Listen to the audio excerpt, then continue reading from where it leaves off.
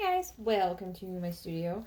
I'm doing a little art therapy for myself today. So that means I'm using my favorite colors, I'm doing my favorite techniques, I'm having fun, less worried about the outcome, and just more enjoying the process. And I thought I'd bring you along with me because it's the summer of 2020 and things are wackadoo out there.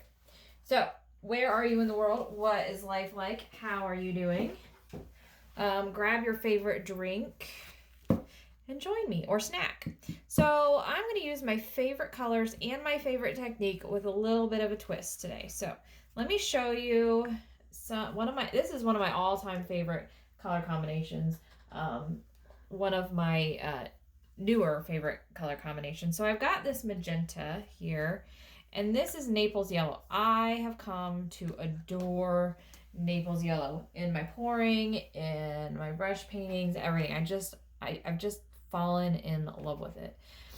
So I have some Naples yellow, and then what I did, because I like to mix when I'm blending rather than pouring, Naples yellow and white blend really, really well together. So I have some Naples yellow mixed with titanium white, and these three colors alone, well, this color with white is like my happy place. I'll share a picture of one of my paintings I did with this. It's just, I paint with it and it feels like happiness on a canvas.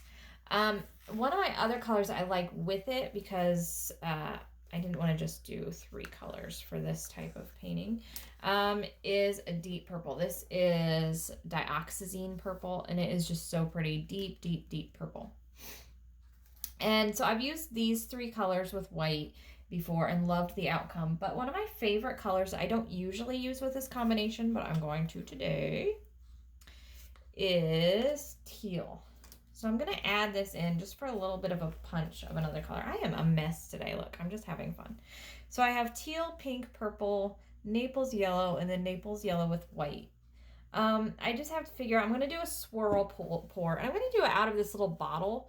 I thought it's either going to stretch it because it has to go a little bit further. So I'm thinking it might stretch it, or we might lose the rings altogether.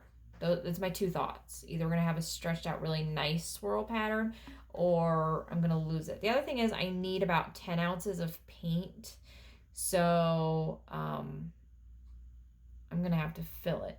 My thought is, though, too, because I'm going to do it with a twist, that I'm going to have some issues if I'm trying to cover the entire canvas. So I might do like 5 or 6 ounces, and I can always then play around with it. I know the swirl stopping and refilling may not be the best idea, but this is an experiment. That's what you do. You learn from it rather than perfect it on the first try, right? Okay, so let me move these cups out of here, and I'll show you what the twist is. And I've seen other people do something similar, but I've never done it this way, and I've never especially done it quite the way I'm going to do it. So I have my canvas, and I've seen ring pours with an elevated canvas, but I'm going to do, and I had this all set up so you could see it.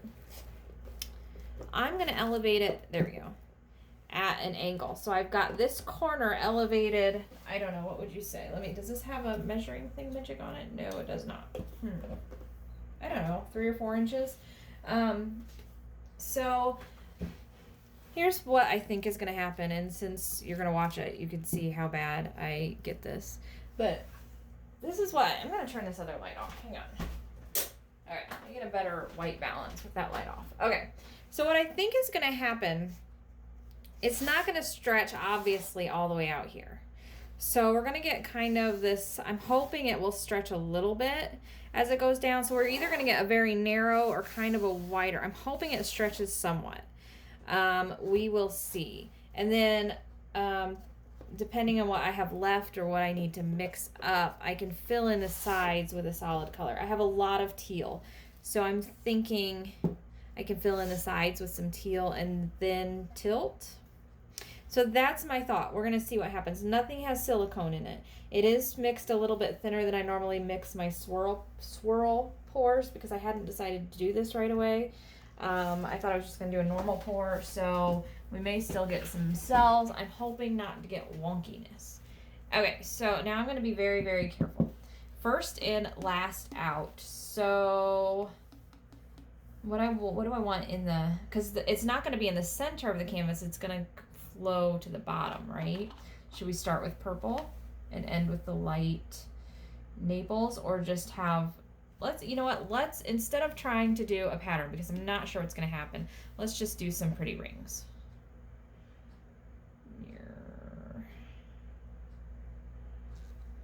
Okay, let's do some purple, some Naples yellow.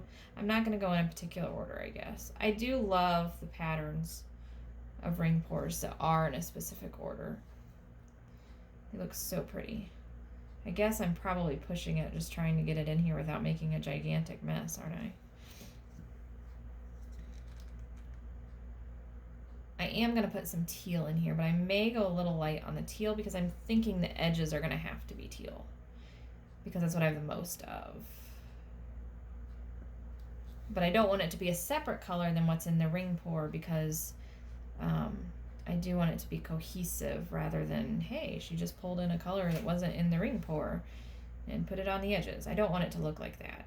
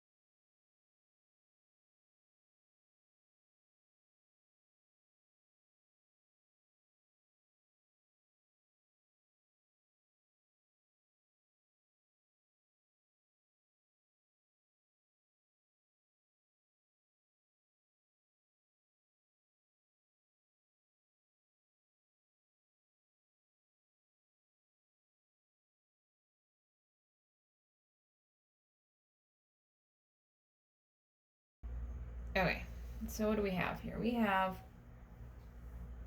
4.5 ounces. Do I have any more purple in here? 4.5 ounces. And I'm thinking it's going to take, well, the sides won't take as much if they're all one color. You need layers if you're doing, you know, more than one color. But all right, so I have plenty of teal. Let's get this on here again. Mirror, mirror, mirror. There we go. I just have this, I guess I didn't show you, on like a little index card box, because that's what I happen to have sitting here. Okay. And I'm going to start here and then here. Okay, so let's see. And I may travel a little bit if I need to. If it's going really narrow, I will, because I don't want just a line. Besides, most of it will come off if it's not spreading out some.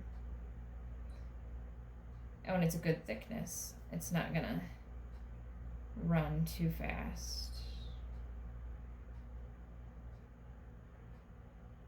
That's pretty. It's a little more narrow than I want it to be. I'm gonna tilt this way while I'm pouring. Tilt. Oh, I can do this. I can tilt as I go.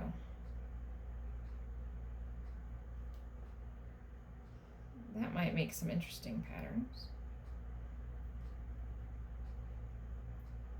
It's keeping the integrity of the lines. It's getting a little bit muddy, and I'm wondering, oh, look, this is like a braid. And I am wondering how much of that is because it has to travel so far up. Okay, I can't see very well anymore. Hopefully you can see what kind of pattern it's making. Okay, come on, last of the paint. We have a super pretty bottle out of it. Okay, so it started kind of making a zigzaggy pattern almost, didn't it? And then I think I lost it. So that's gonna be something I'm definitely gonna try again, because it started to almost, was it like a braid? I was trying to pour and watch at the same time, which isn't always easy.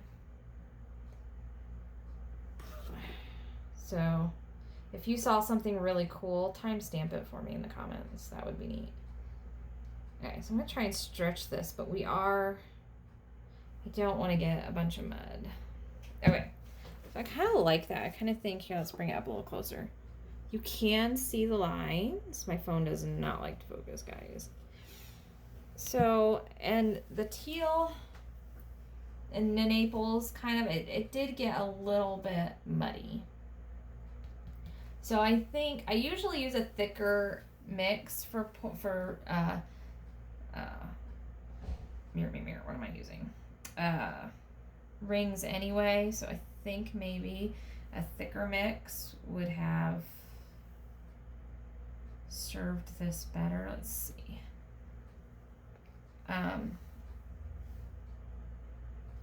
I definitely want to try it again. And if you try this, if you liked, I need to get this back at the right angle, don't I?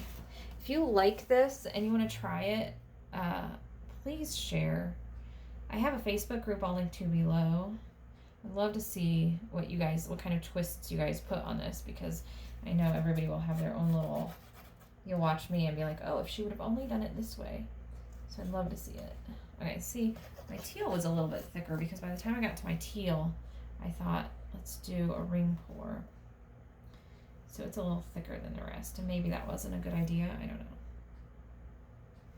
I think this could be really cool, especially the tilting in the different ways. Maybe a smaller canvas. I don't know. You guys help me out with this. You can make a really cool technique, I think. All right. This is a weird angle for me. Good angle for the pouring, weird angle for this. And then I have to decide what to do with the edges, because I don't think I want just these sharp edges. I don't want it to be super messy at the edges either, though. So let's see. It almost looks like a fingerprint, doesn't it? I might just leave it. Usually I don't like harsh edges. I'm afraid if I fray it out, it'll get messy. And we've got these nice lines here. So I think I'm just gonna leave it as is.